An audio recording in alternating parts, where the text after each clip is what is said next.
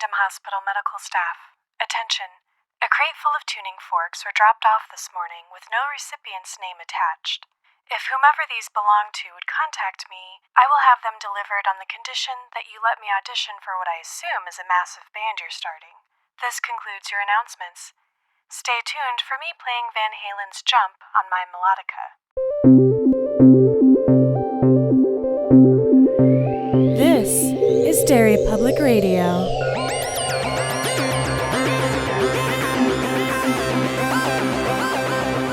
Welcome back to Derry Public Radio, a bi-weekly Stephen King Book Club podcast. I'm one of your hosts, Joshua Kahn, alongside CM Alexander. Hello, everyone. And sadly, still no Benjamin Graham. But instead of Benjamin Graham, we have a special guest host. We have our guest, welcome Steve Jennings. Hey, guys. Thanks for having me. Thanks for having us have you, Steve. I would let you guys have me anytime. God. And today we are discussing episode 11 of Kingdom Hospital, Seizure Day. And we have CM leading our discussion. CM, take it away. Thanks, Josh. First, our usual disclaimer. We are recording remotely, so our audio quality is not what it usually is. Steve, I have a couple questions for you before we kick off this episode. I am dying to know, what was your first Stephen King experience? So I knew about Stephen King growing up, obviously, but I didn't read a Stephen King book until my early 20s. I think it was like 2000, or maybe it was my late teens, 2009, 2010. Whenever the book 11/22/63 came out, I read that almost as soon as it came out because I loved the idea of a guy going back in time to stop the JFK assassination. And I loved that book until the ending, and I hated the ending. I just recently read that book, and I thought it was awesome. Oh, God, I hated the ending. It just... I couldn't stand it. So I stayed away from King for a while until just a couple years ago when The Outsider came out. And I picked that one up. I was like, I'll give him another shot. So I read that one. And then I read all the Bill Hodges trilogy. And then I've just been reading nonstop King since then. Nice. What is your favorite Stephen King moment? I knew you were going to ask me this, and I have no idea. Because I can't just say the entire book, Dr. Sleep, right? Right. Yeah, you have to narrow it. Can I give 3 answers then? Yeah. Can I CM this and give 3 answers? Yeah, of course. One would be the courtyard scene from The Outsider where Terry gets shot. Oh, yeah. Right outside the courthouse. Another one, the very beginning of Mr. Mercedes. And then the terrible sermon from Revival. Oh. God, the terrible sermon is such a great moment. Okay, those are 3 great answers. Do I have to pick one? No. But you Because my answer is honestly the entire book, Dr. Sleep. That's my favorite moment. From start to finish, that whole book. You do get to advance to the next part of this episode. Great. So last episode was all about Reverend Jesus and Richard's warning that the hospital and everyone in it were in danger from an impending earthquake. Nancy Druce gets closer to solving the mystery of Mary's death, and Mrs. Powell has dinner at the same place every week at precisely 8 p.m. Also, I heard that lady is integrity incarnate. From everyone. Yeah. Yes. This episode opens on the crowd still gathered outside the hospital singing gospel.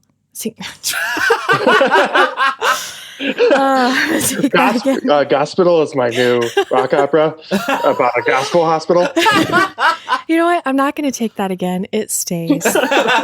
And a cop horse is he's responding to the singing the way that I would probably respond to it, which is with utter rage. I believe you mean a horse cop. Not a cop horse. Did I say cop? A cop horse. A cop horse is something very different. My note is a cop on a horse. I got tongue-tied after the gospel thing. You're off to a strong start today. Yeah. My note for this one was we open on the T1000. Yeah, those sunglasses. Yeah. Well, like, you just get that close-up shot of this cop, and my note just says, well, I know this guy's going to be an asshole. Look at those sunglasses. Yep. You don't put sunglasses on anybody like that unless they're going to be an asshole. And then he says, while on a horse, stay clear, this is for emergency vehicles only. Since when are horses emergency vehicles? When the horses are cops. Yeah. Yeah, I guess so.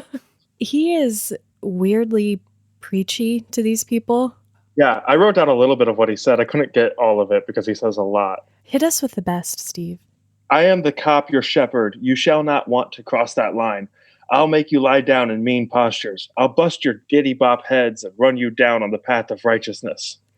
Man, biblical language is just so stilted. And then he proceeds to police brutality all over these peaceful protesters. I mean, worshipers.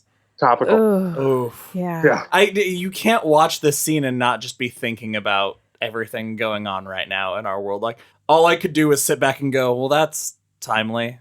And then one of the cops later, as they're after this whole thing, when they're walking with their horses down the street, he says to the other cop, nothing I like better than busting a few heads. Right. It's just assholes. Yeah. Just these two asshole cops. I hope you guys get this reference that I'm about to make, because we have this scene with these cops, and then we cut back to them later. It's evening, and it turns to Fire in the Sky, which is the most terrifying alien abduction movie I've ever seen. I've never even heard of it.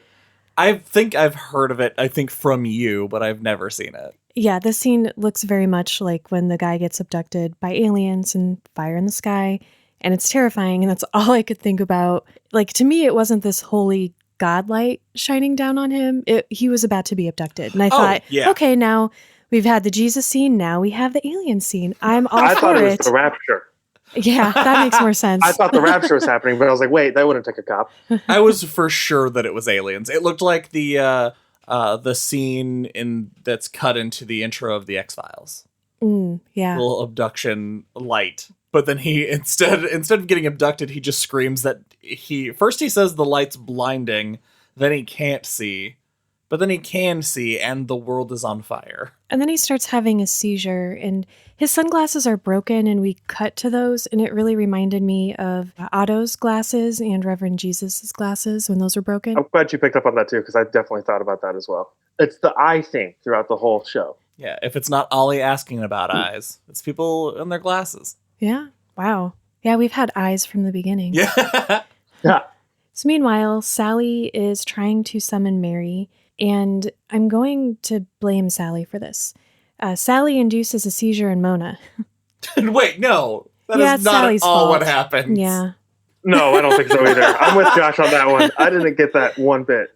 Okay, so you guys tell me what happens in this scene. Well, Mona, before we even get to Sally, Mona is in her room and she hears the black noise, the children's screams, and has a seizure. And then it cuts to Sally, who's holding a seance to try to contact Mary and trying to figure out how Mary died.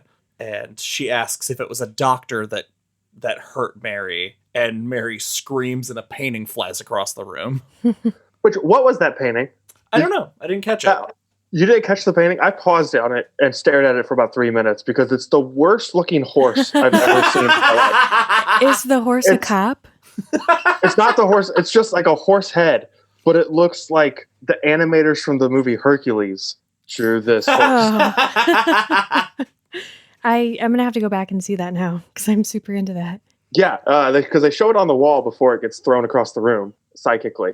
And the minute I saw it, I thought, what the fuck is that? And why is it in a hospital? But I wonder if it was Mary who caused it to go flying across the room or if it was Paul. Because Paul then immediately chimes in and starts mocking her through her seance. I think it was Paul because Mary's not aggressive like that. That's true. And then Mona has a seizure and falls down. Yeah.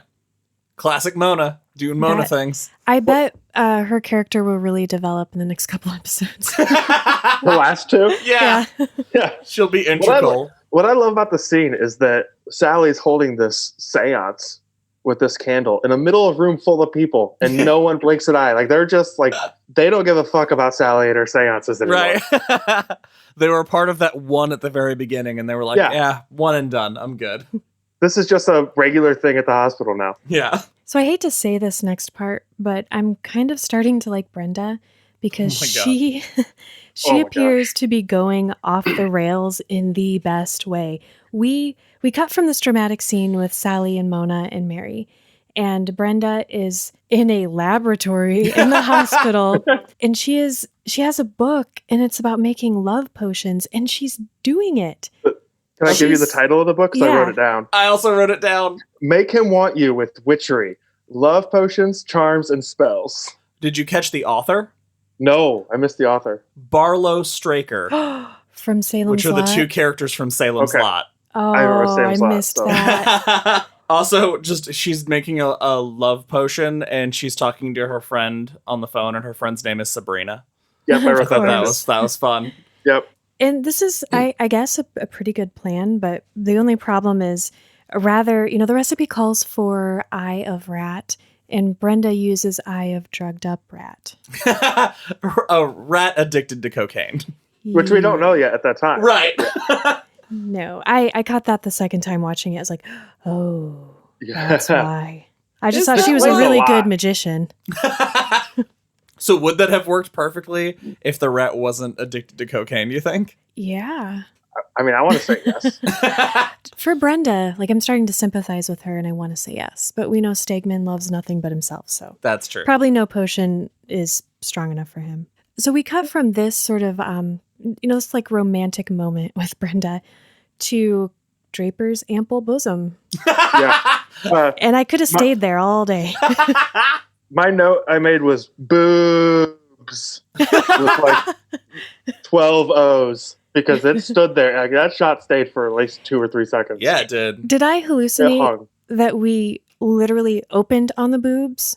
We opened on them, right? It opens on her, whatever she has in her lap, and then it pans up to her boobs and then stays on her boobs for a second, and then it cuts away. Yeah. Okay. So my memory of it is a little... You only cared about the boobs in the shot, so Yeah. that's all you focused on. But, I mean, she looks like she's making herself very cozy in Hook's kingdom. Yeah, she does. Good for her. Yeah. My question was, she's wearing lingerie that also matches her robe. Was she wearing that under her clothes at work? Was that just what she was wearing to work that day? That's what all women wear to work. Under their clothes, yeah. All of our under things are really uncomfortable lingerie. Oh, I did not know That's that. why we're always cranky. The secret to women. Hook and Draper are talking about all of the seizures that have been happening around the hospital because there are a lot, and it's kind of weird, including Elmer's seizure. That is what actually did cause him and Lona to travel to Old Kingdom. And Hook starts talking about black noise, and then he pulls out a guitar case, and I was so excited. But we did not get a scene with Hook playing songs to Draper. I would have dug that. Now, my question, Elmer's seizure, where they teleported to the morgue and had sex, because time is so hard to keep track of on the show, would that qualify? Was that the day before? It can't be, because... We had the 3 days of Jesus. Yeah. So it was 4 days ago? So that means Elmer had another seizure, because Hook says that the cop is experiencing temporary blindness from an epileptic seizure, that yesterday Rickman had one, Schwartzton had 2, Mona had 1, and Elmer had 1. So there was a lot of seizures just the previous day. Schwartzton or whatever as I like to call him what Hook called him, the alcoholic seismologist. That's a great album title. Thank you. I was thinking the same thing. Yeah. It's like Stephen King is just naming my albums. Instead of a serenade, he takes out a tuning fork, and just as he's about to explain something that we actually get in another scene with Richard anyway, he gets called away over the PA. And while this is happening, Peter is drawing the comic book version of Mary's death with her help. Yeah, I thought that was odd because he's been drawing by his own self this whole time. Or has he? That's what I was wondering. Has she been helping him this whole time? We just haven't seen it? Or is she just helping him this once? I don't know, because the way this show is set up, it would be so reasonable for them to make that the case, but not always show the audience that she's helping him. I think the first time he draws Mary is him, because in that scene, he's watching the paper while he's doing it. All those times where he's just staring off into the distance and it's happening, I think is when Mary's doing it. And I wonder, too, if maybe he was doing it, but her hand on his hand was like a easier way to communicate her story than words. Like maybe she was just ghost putting those like she's projecting images into his head. Yeah, projecting. That's what I was looking for. Better than ghost pudding. Ghost pudding. Ghost pudding sounds like a spooky Halloween dessert. Note for later. We're going to market that come Halloween.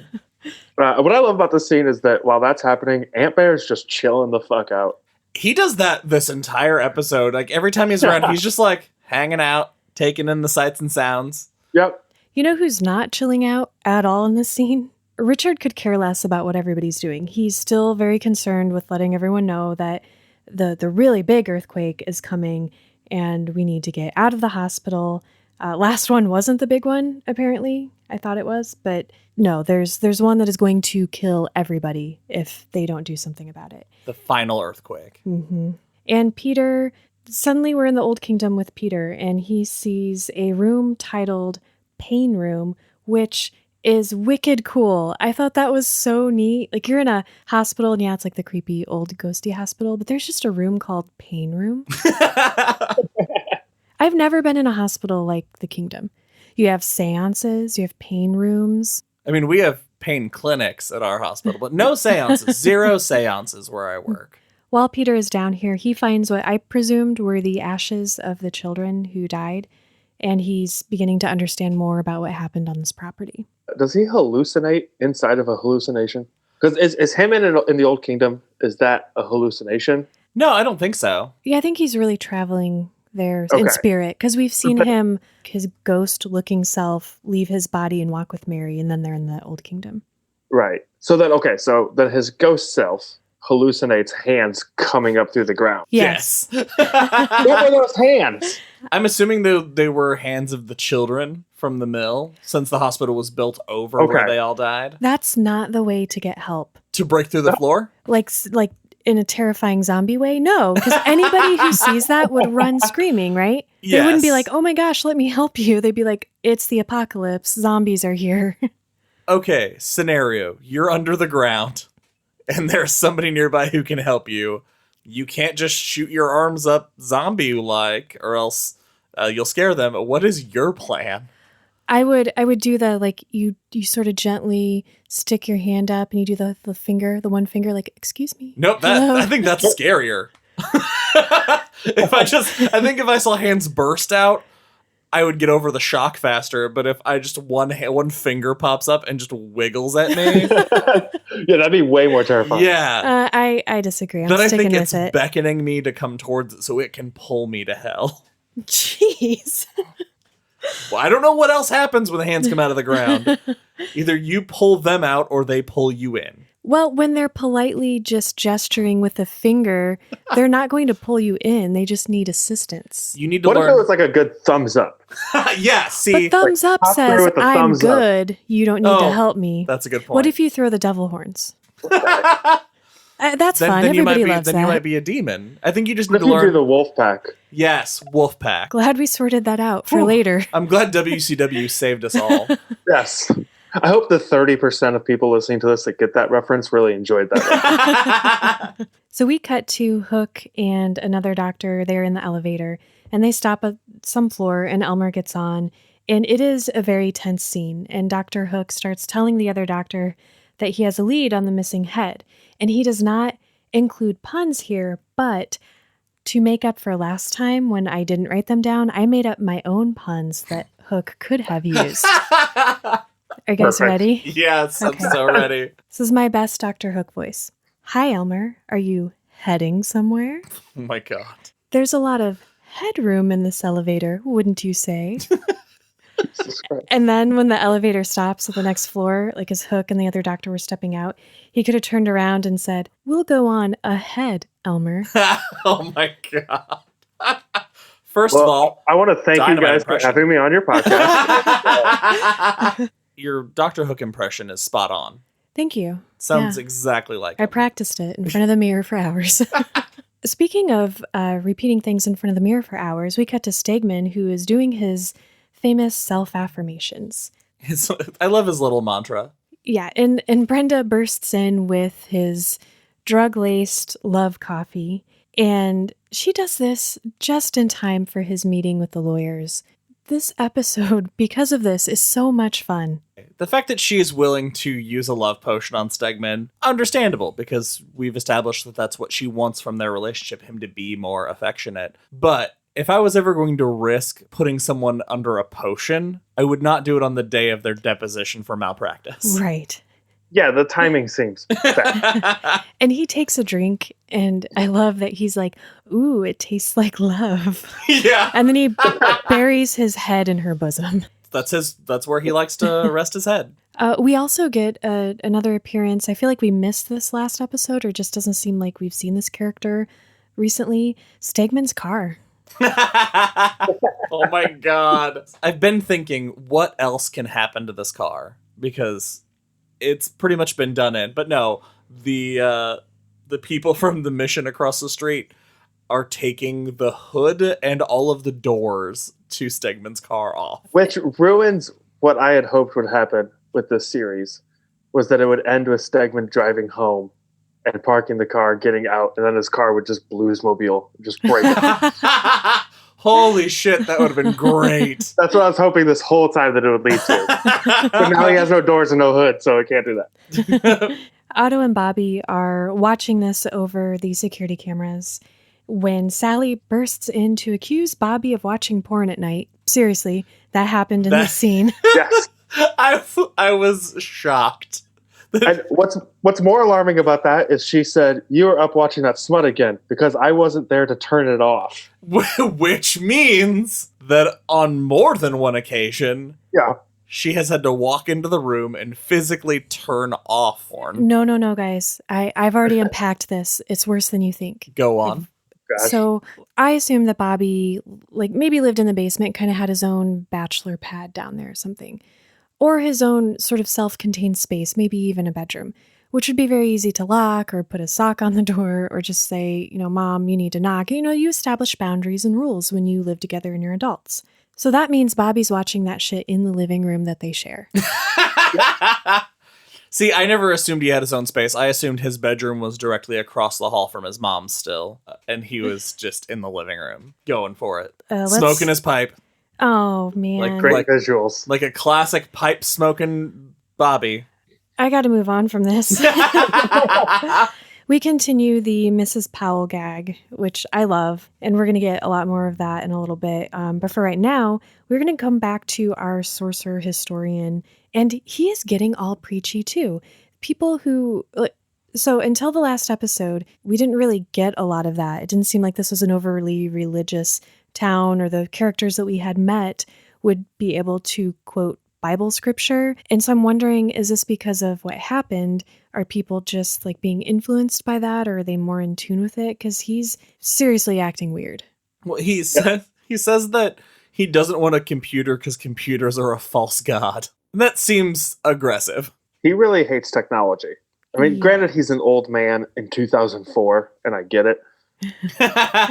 But to quote the first commandment seems a bit much. Yeah, it seems a bit aggressive. But I do think you might be right. I mean, I feel like if we lived in a town where certifiable miracles had just happened, I'd probably brush up on the Bible. Probably bust it open. And yeah. It's a weird, gross moment with him, and I didn't like it. So a second later, when Dr. Gottreich and Paul show up, I was like, eh. Yeah, I didn't really care that this dude was about to potentially die. Yeah, and he dies really hard. Dr. Gottreich gives him the world's worst lobotomy, and we get this comedic moment where Paul's like, hey, doctor, are you going to sterilize that? And he's like, what's the sterilization you speak of? Welcome to Derry Public Radio, where nobody can do a German accent. Let's talk about Stegman's meeting with the lawyers. Oh, this was so fucking cool. He's getting grilled on the Klingerman report and the end. We know we need a copy of this anesthesia report because that is what is going to blow this whole case wide open. Turns out that they can't talk to the anesthesiologist because he's in Tanzania for Doctors Without Borders. Oh, my Canadian boyfriend from high school? Exactly. And then suddenly they all have Baraka teeth and start laughing at him. And it's amazing.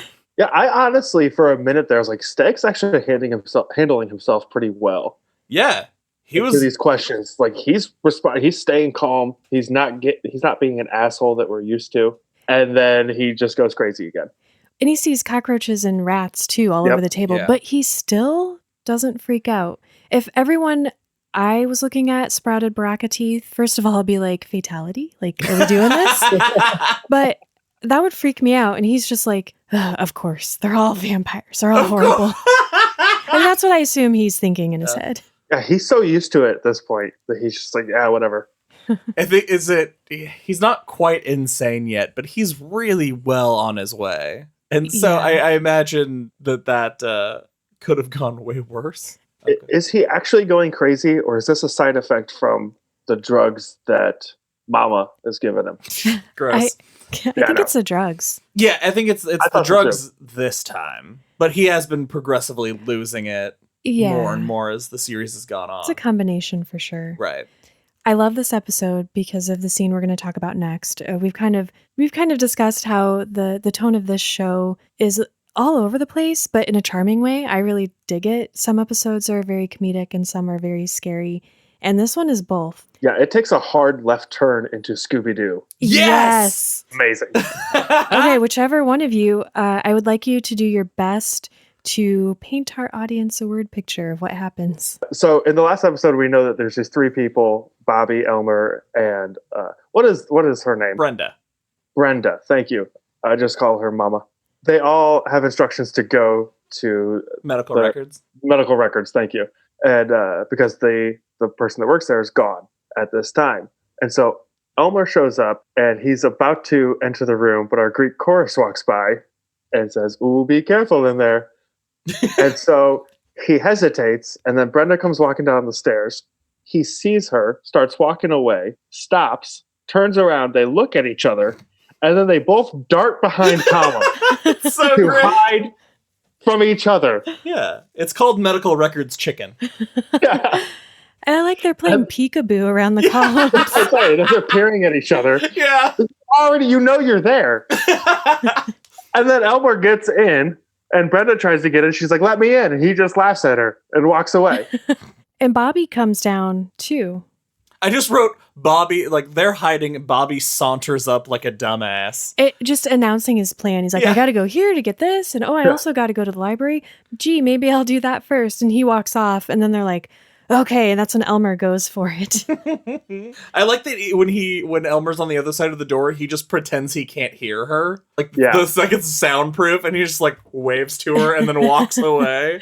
And then our Greek chorus shows up again because her mag card's not working.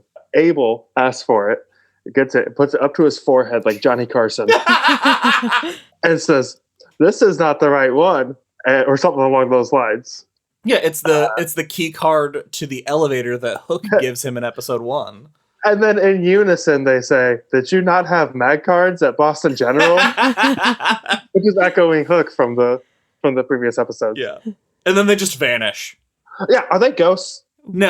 No, they're Are not you ghosts. sure? I'm sure they're not. I don't They think they're vanished ghosts. and reappeared twice in this scene. I just think they're magic. Okay, I'm fine with that. I love them in either way. they're amazing. Elmer does the only smart and acceptable thing I've ever seen him do in this episode so far. He's actually making a copy of this copy instead of just taking the copy. And he has help from an unlikely source. I was curious why Paul was helping. Yeah, so my question here is, Elmer found the Klingerman file, and presumably Paul took the copy of the anesthesiology report out of the file so that he could hand it, like he could slide it over the top of the stack and Elmer could find it. But wouldn't Elmer have found it if Paul had just left it in the file? Paul just wants to feel included. I guess. Paul hands him something else interesting too in the scene. Holy shit. So after he copies it and he goes to put it back, Paul slides a file that says Traff on it. Elmer picks it up and it has a stamp that says deceased on it. And he opens it up and there is a medical report and a photo of him on an autopsy table looking like an old man. And the medical file says that he's been diagnosed with osteosarcoma, which, for those of you who don't know, most often happens in the long bones in your arms and legs. And even though it can occur in any bones, and it is very rare, 1% of adults have it. And it is a cancer that is completely unresponsive to radiation. Jeez. And that's what the autopsy gives as his like cause of death. And his makeup's all done up like an old man. So is this file his future? I don't know. Yes? That's what I was wondering too. That I think that was like future old man Elmer. I'm going to say yes. So many weird things have happened, and we've dealt with time travel. So it's either his future or the future that would have happened if that guy hadn't caught the ball for some reason. I don't think catching a pop fly cures cancer. Butterfly effect. If I just say the word. You can't just say butterfly effect and it fixes everything. Yeah. So we all agree. Great. So Elmer understandably runs out of the room screaming, and we also get another comedic scene where Bobby stumbles upon the sorcerer historian, and he is running screaming. So like all these people are just scattering, and you're right, Steve, it is very Scooby-Doo, and it's so much fun. I love this. It's like 15 minutes of Scooby-Doo in the middle of a Stephen King TV series.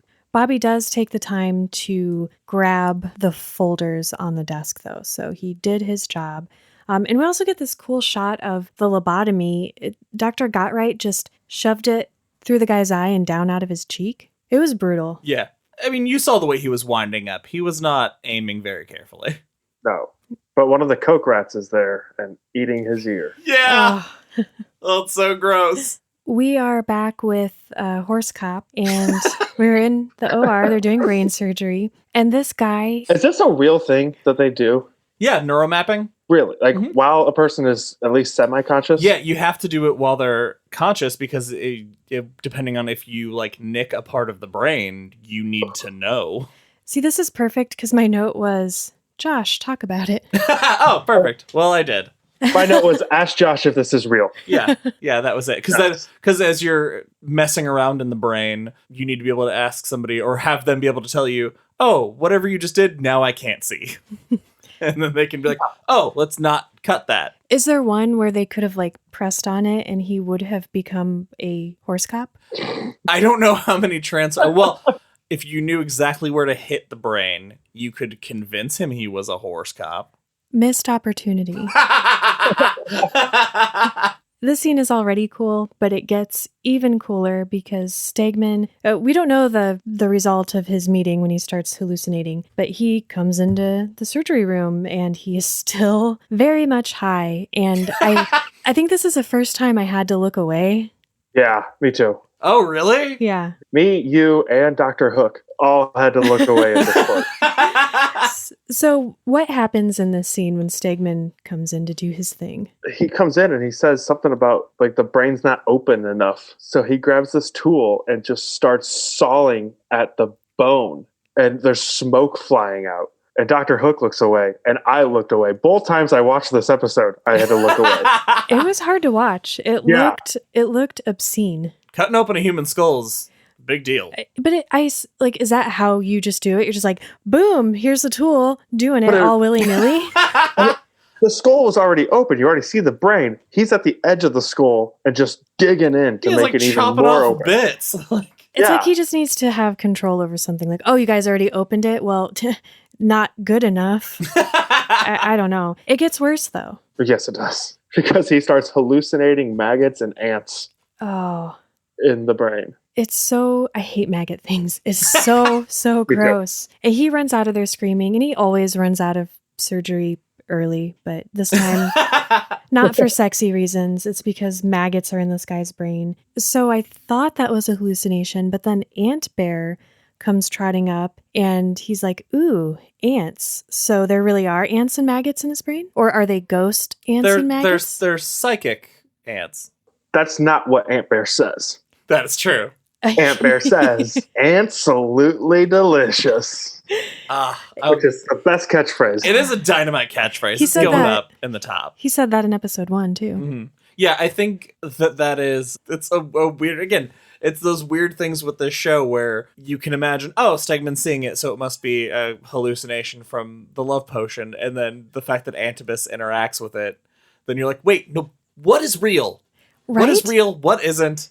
Yeah, but then Hook and Gupta don't see it. Yeah, they don't see it at all. Well, then Richard has ants crawling all over his feet, so those must be real. I like the psychic ant thing. I don't know what that means, but I guess that's better than ghost ants. Well, okay, stay with me on this. All right. This might be nothing. So when Antibus was hurt and Peter healed him and Mary was telling him about Antibus, he was talking about that like he cures and he kills and he feeds off of sickness. So are those ants a manifestation of the sickness he eats? Because obviously that cop has a very sick brain. I would say yes, because my second time watching this episode, I noticed that the maggots are gone when Aunt Bear sees it.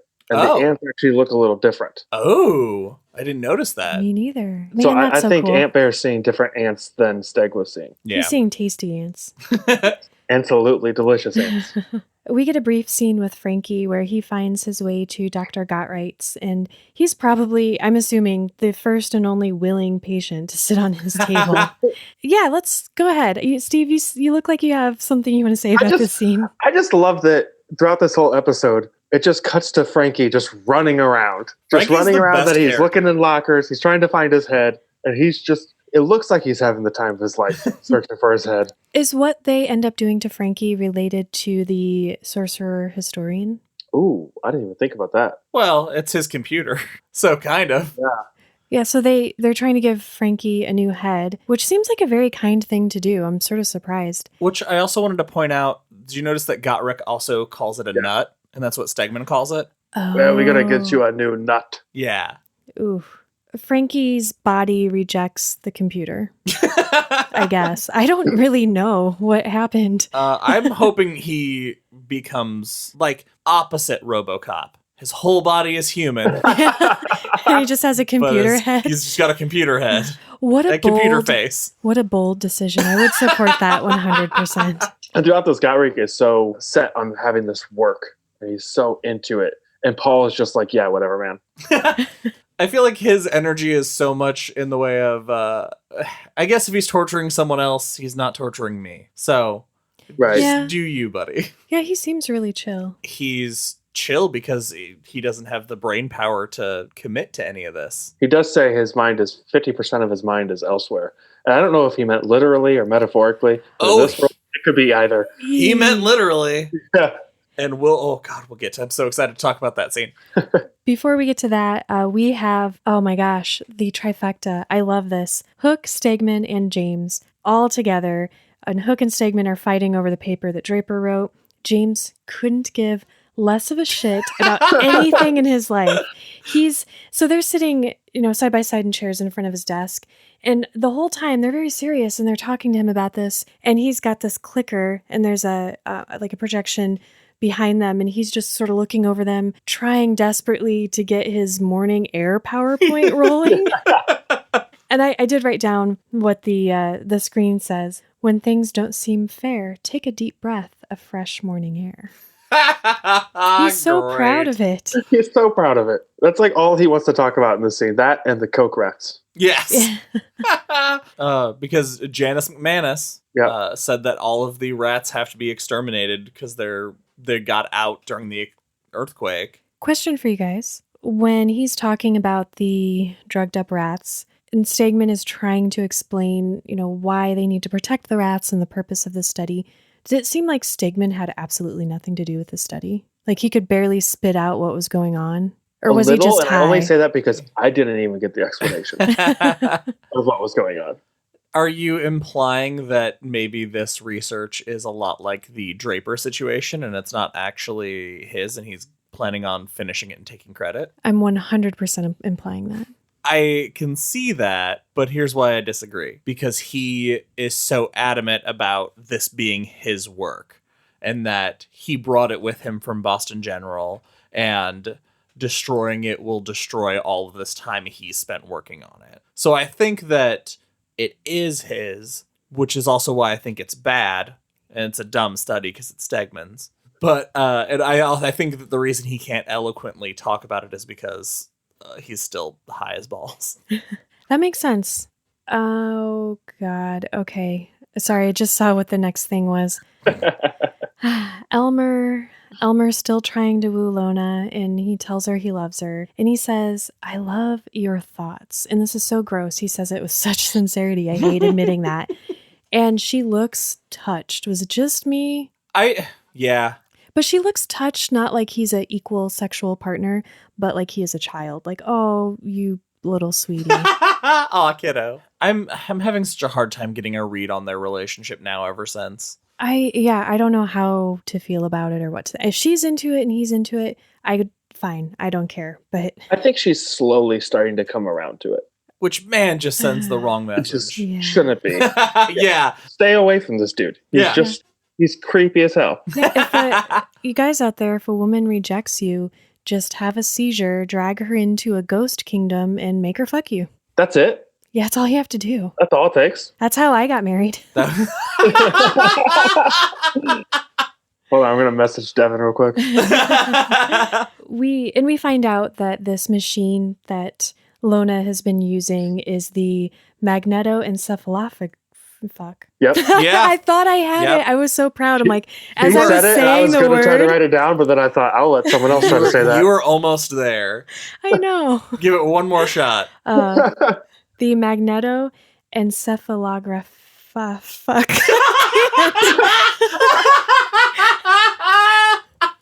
Meg. It's called Meg. The Meg.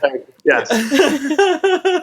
It's the dream canon. Yeah. We cut from one sexy scene to another when we are on the elevator with Hook and Draper, and they are getting it in. Good for them. Oh yeah. Okay. Is this like, if you were Hook or Draper, would this be the best day at work? Every time I get into an elevator, I just go to another floor. Nothing like this ever happens. Am I riding elevators wrong? You might be. Okay. I mean, what I love is that they just don't care. Like, we've seen in previous episodes that Otto has security footage. Oh, that's Right? true. Elevators, and they just don't give a fuck. Oh, I They're didn't just even like, we're just gonna go for it. I don't even think they hit the stop button, do they? Isn't No. the floor? It's still just Oh, going. it's still going. My favorite moment of this entire scene, though, was when Hook says to Draper, I want to show you something. And her eyes light up like it's Christmas because she thinks he's talking about his penis. And then he goes, well, actually, Schwartzman has something to show you. And then she goes, oh. And then she's thinking, all right, two are better than one. Let's do this thing. Jeez. Is this where we find out that that the cop is recovering from his surgery and he wants to be called Paul now instead of Saul? Yeah, that's Yeah. weird. Yeah. Especially when Paul said, half my mind is somewhere else. Is it Yeah. in Horse Cop? So every time they've cut, so even from the beginning of this episode and when he was quoting scripture, I did not care at all about this cop character. And I was like, just let him die. But then when Hook was like, he wants to be called Paul, not Saul, I was like, oh, I see what's going on. I'm fine with this. Which I this think is, Paul is trying to take human form. and that's what I wanted with Rolf, Yeah. with our psycho arsonist. I was like, oh, what if Paul gets to take over his body and now he's got this beefy, muscular psychopath? Which would have been way cooler than a cop. Yeah, is it weird that I miss Rolf? Hey, man, psychopathic arsonist, brutal a-hole cop, different cars, same lane. So he's still on his way. But yeah, I do kind of miss the tension of Rolf. That character and that actor just did a great job being the perfect amount of unsettling and creepy. And it made you feel like something really bad was going to end up happening. Like, okay, it's going to be the next episode. Who knows what's going to happen? I don't feel anything about this cop. Like you said, Steve, like I don't. He's just some dude that beat up a whole bunch of peaceful protesters. Not even protesters. People just gathered peacefully. Yeah. All right, we're going to cut back to Brenda and Stegman. Brenda is bringing him the report. Unfortunately, she doesn't know that Elmer made a copy. And we keep cutting from, Mama and Stegman to Hook and Draper in the elevator. I wrote my note was they're all just kissing. And so my note was, what if we kissed in a haunted hospital built on top of the ashes of an old hospital, built on top of the ashes of an old mill? That was on the plotting board for writing the script for this. What if that was the only place you could kiss? I guess those elevators would be more full. That's why Hook lives there, because he'd never get laid otherwise. There you go. Did you guys catch that he called his apartment his kingdom? Yeah. So we I did have catch that. So we have Old Kingdom, New Kingdom, and Hook's Kingdom. Which, I mean, we had an episode titled that, but I didn't know that was his word for it. Right. I would call it that. That apartment is dope as hell. This is our studio kingdom. Ooh. There we go. Hook and Draper go to see Richard, who has about a dozen tuning forks set up, and he's explaining black noise. And he's trying to tell them what's causing the earthquakes, and it's like infrasound, but it's different, and it could also be the cause of all the seizures and that kind of thing. And I thought that was really an interesting explanation. This guy's doing his job beautifully, by the way. Yeah, he is. He's the only one doing his job. Him and James, who's just really trying to get across morning air. The only two actually doing their jobs around here. That's true. He explains that people are like the tuning forks, so they are set. There are some people, the sleepers, like Elmer and Abel and Krista, who are set to the frequency of this black noise, and that is why they're having the seizures. And in the middle of this conversation, okay, this is weird. Hook turns to Draper, and he's like, hey, I have a present for you. He hands her the report, and they kiss right in front of this dude. And I'm all for doctors having, relationships just like the rest of us, but I don't want two doctors to come into my room and start making out in front of me. Like, why didn't While you're explaining a scientific experiment? Yeah. Why didn't we have this piece in the elevator or after he explained it? It was so intrusive just in the middle of this scene. They're just horny as fuck. Yeah, it was to see if it was to gauge Schwartzton's level of interest of interest in a three-way? Yeah. Oh. That's why he had something to show her. But instead they start a love quake. Yeah. Actually, something you just said made me think more to something that Steve said about Abel and Krista maybe being ghosts. They should have had seizures because they are on that sensitive wavelength. But according to anything we've seen or heard, not a single thing has gone wrong with them. Yeah, that's true. Because they're ghosts. Oh, man. Maybe. Or they're magic, or I don't even care. They could just be non-existent and just part of the story. And I just love them. I want a whole episode of them. Me too. That's all I want. Maybe they're psychic energy, like the ants.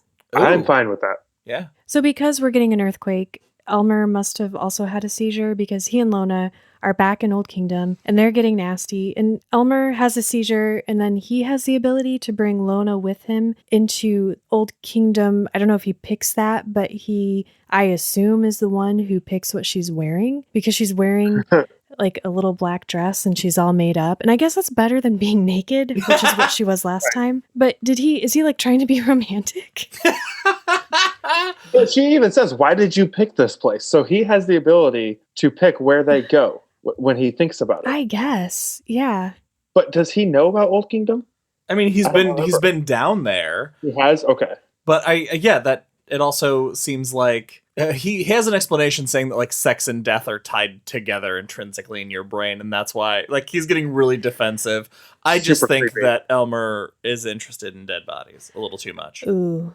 Well, yeah, he did cut off Frankie's head. That's true. And we only know he cut off one head. I still think, okay, whatever. That there might be a missing penis hopping around the Old Kingdom.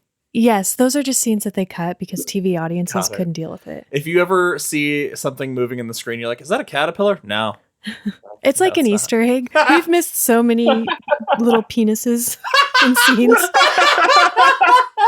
Oh, if nothing else has inspired me to rewatch the entire series, that would do it. If you told me there were hidden severed penises in every episode. So Elmer and Lona decide the only thing that is left to them to do is to get it on again. That is how we end this, which, too bad. Yeah. It ends with the three biggest relationships in our story all being together. And only one of them seems completely consensual and mostly healthy. So Steve, I'd say two, maybe. I mean, Stegman and Brenda's pretty one-sided. Yeah, but it's pretty consensual. But it is very consensual. He Is is it? drugging him to make him love her. That is true. Thank you. She roofied him. Yeah, she's witch roofing him. Yeah. All right, Steve, I like to ask our guests at the end what their predictions for the next episode are. See, that's why this episode kind of felt like a filler episode a little bit, which I thought was weird with only 2 episodes left after this. I don't think the big one that Schwartzman predicts is coming until the very last episode, but there's going to be more tremors. Abel and Krista are going to ghost or psychic themselves around and make jokes and laugh at Stegman. Hook is finally going to lose his virginity to Draper. Elmer is just going to be creepy, like always. Solid. Steve, what since you're just joining us this late in the game, what have your thoughts been about the series as a whole? Oh my gosh. I don't want to give my full thoughts right now because there's a lot, but there's just a few things that I've picked up on that either I thought were cool or bothered me about the show. I'm a big fan of fun facts and fun trivia that means nothing to anyone except for maybe me. And maybe you guys would enjoy this. You guys talked on the earlier episodes about how much you loved the theme song. Adam Schlesinger wrote the theme song and then also did the Red Dragon song. Oh, he did both. Yes, was written by Adam Schlesinger What? from Fountains of Wayne. That's crazy. I did not know that. Those are two very different sounding they songs. They very much are. I don't think he performed any of it, but I know he wrote it. The thing that drives me crazy about this show is that they get me excited and let me down in the smallest ways possible. Twice now they've introduced characters that I thought, oh, I love this actor. This is going to be really cool. The first one was the girl with the dragon tattoo. Evangeline Lilly. Lilly. Yeah. I was like, oh, hell yeah, she's going to be in the show. I love it. And then literally 30 seconds later, she's dead. And then in the baseball episode, Dick Smothers shows up, who is one half of the Smothers Brothers. The old comedy duo. I love those guys. I was like, heck yeah, Dick Smothers is in the show. Where did he show up? He's hanging out with Otto and Bobby, listening to the game. Oh, that's who that is. He's at the beginning, and then he's at the end, and then he never shows up again. And I was just angry about it. Because I love the Smothers Brothers. But yeah, that's about it for, I have a lot of thoughts about this show. Well, I'm glad you've taken the time to join us while we're diving into it. It's been great having you. Thanks for having me. This was a lot of fun. That's it for this episode of Derry Public Radio. As always, thank you for listening. Join us for our next episode where we cover episode 12, Shoulda Stood in Bed. For CM Alexander and Steve Jennings, I'm Joshua Kahn reminding you, life and dreams are pages from the same book. Reading them in order is living. Skimming through them is dreaming.